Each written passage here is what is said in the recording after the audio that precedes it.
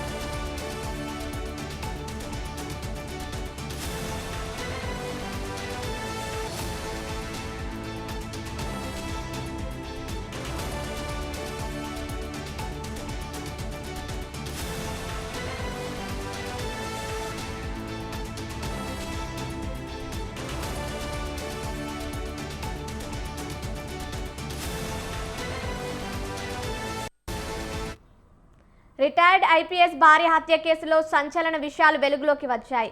హత్య వెనుక అంతర్రాష్ట్ర నేరగాల హస్తం ఉన్నట్లుగా పోలీసులు నిర్ధారించారు. నేరం వెనుక నేపాల్కు చెందిన సాహు గ్యాంగ్ ఉన్నట్లు పోలీసులు గుర్తించారు.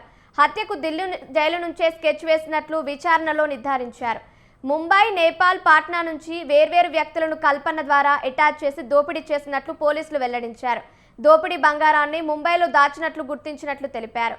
హత్య కేసులో ప్రధాన నిందితురాలు కల్పన పూణేలో ఉన్నట్లు గుర్తించిన అధికారులు ఆమె కోసం తీవ్రంగా గాలిస్తున్నారు.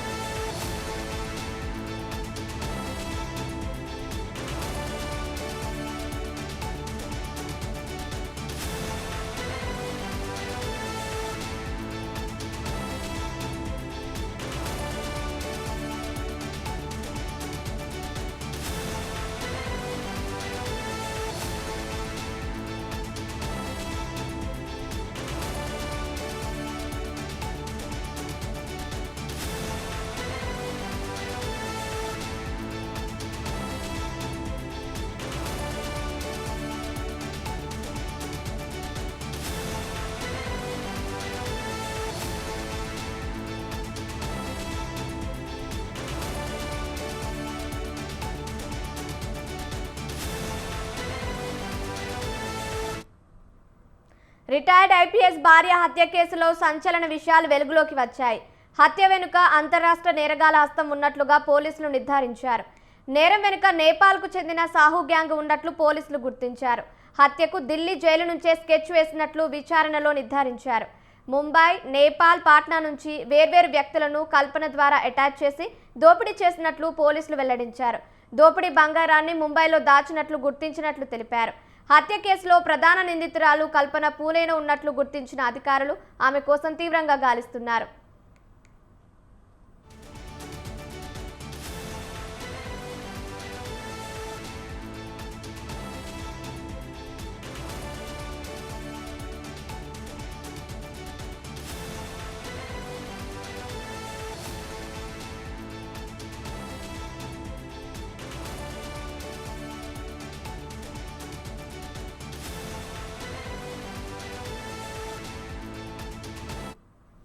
రిటైర్డ్ ఐపీఎస్ భార్య హత్య కేసులో సంచలన విషయాలు వెలుగులోకి వచ్చాయి. హత్య వెనుక అంతర్రాష్ట్ర నేరగాల హస్తం ఉన్నట్లుగా పోలీసులు నిర్ధారించారు. రైట్, ఇక ఇదే అంశానికి సంబంధించి మరిన్ని అప్డేట్స్ మా ప్రతినిధి లిఖిత లైవ్ ద్వారా అందిస్తారు. చెప్పండి లిఖిత.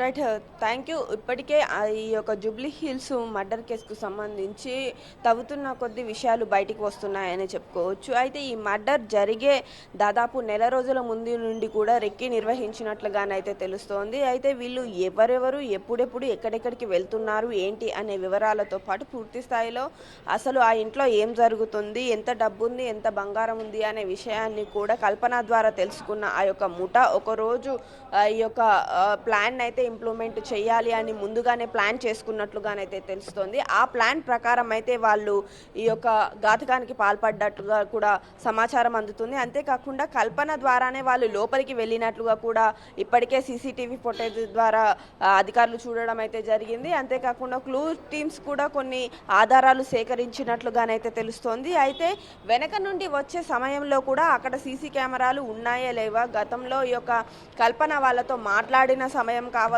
అంతేకాకుండా వాళ్ళు ఏ విధంగా కలుసుకునేవాళ్ళు, ఏ విధంగా సైగలు చేసుకునేవాళ్ళు అనే విషయాలపైన కూడా దృష్టి సాధించినట్లుగానైతే తెలుస్తుంది. పూర్తి స్థాయిలో ఈ నెల రోజుల పాటు జరిగిన ఈ వ్యవహారం ఏదైతే ఉందో ఆ వ్యవహారానికి సంబంధించి సీసీటీవీ ఫుటేజ్లో కూడా కొంత సమాచారాన్ని సేకరించడంతో పాటు ఇటు కల్పనను పట్టుకునేందుకైతే అధికారులు బృందాలుగా విడిపోయి అయితే పూణే వరకు కూడా చేరుకోవడం జరిగింది. పూణేలో ఇప్పటికీ కల్పనను అదుపులోకి తీసుకున్నట్లుగా తెలుస్తుంది. హైదరాబాద్కు త్వరలోనే తీసుకొచ్చి ఆమెతో పాటు ఇంకో ఇద్దరు నిందితులను కూడా అదుపులోకి తీసుకున్నట్లుగానైతే సమాచారం అందుతుంది. ఇది దాదాపు పెద్ద గ్యాంగ్ అనేది ఒకటి ఉన్నట్లుగా కూడా అధికారులు గుర్తించారు. 20 మందితో కూడిన ఈ గ్యాంగ్కు సంబంధించి కూడా పూర్తి డీటెయిల్స్ తీసుకోవడం, హైదరాబాద్ నగర వ్యాప్తంగా కూడా వీళ్ళు ఎక్కడెక్కడ ఏ ఇళ్లలో ఎవరెవరి దగ్గర పనిచేస్తున్నారు అనే కోణంలో కూడా ఈ యొక్క విచారణ అనేది కొనసాగుతుంది. వారిని కూడా త్వరలోనే అదుపులోకి తీసుకోవడంతో పాటు ఈ యొక్క కేసుకు సంబంధించి కూడా వాళ్ళు ఏ విధంగా రెక్కి నిర్వహించారు అనేది కూడా ఒక ట్రయల్ వేసే అవకాశాలు కూడా ఉన్నట్లుగా తెలుస్తోంది. పూర్తి స్థాయిలో ఈ కేసుకు సంబంధించి అయితే